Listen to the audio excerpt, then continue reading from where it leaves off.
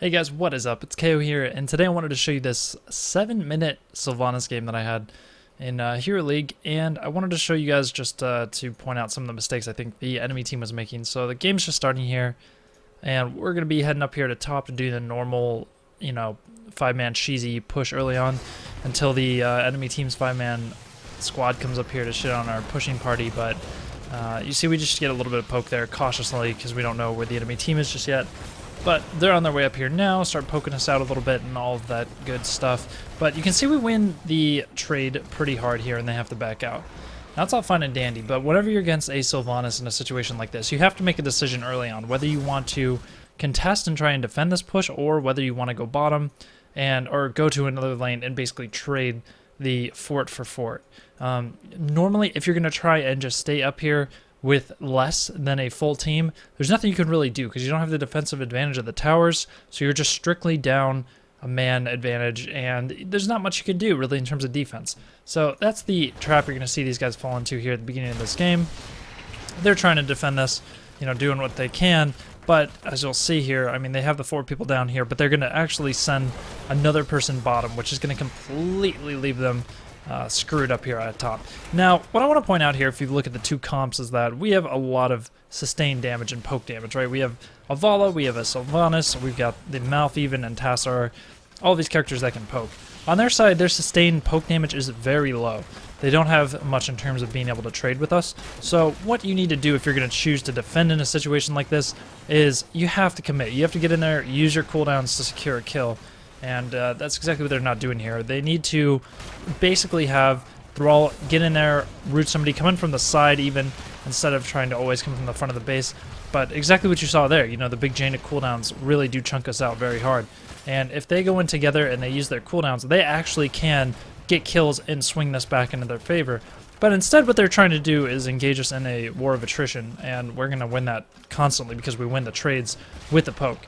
Now here you see this really weird lane matchup switch decision that they do where they've decided to put Thrall bottom versus the Dahaka, which does make a little bit of sense. I mean, Muradin's not going to do shit up there by himself anyways.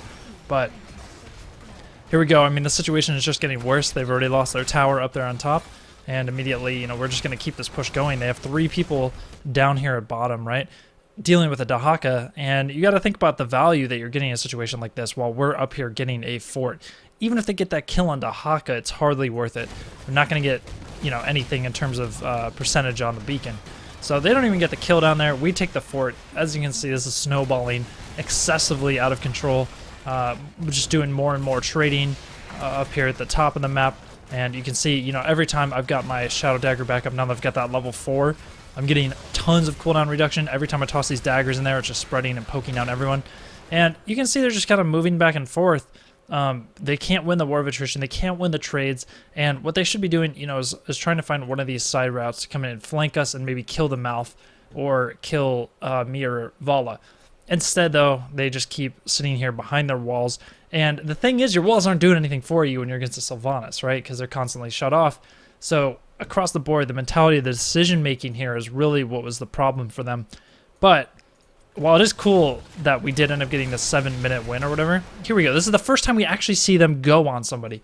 Finally, we get Muradin here jumping in, and this is what we want to see. Immediately with the Tyrande stun follow-up and the mark, they should be able to get kills. Now, admittedly, they're 2 levels behind at this point, so their chances of getting kills is quite substantially lower, but you see what they're going for here. There's the mark, boom. They actually do get a kill.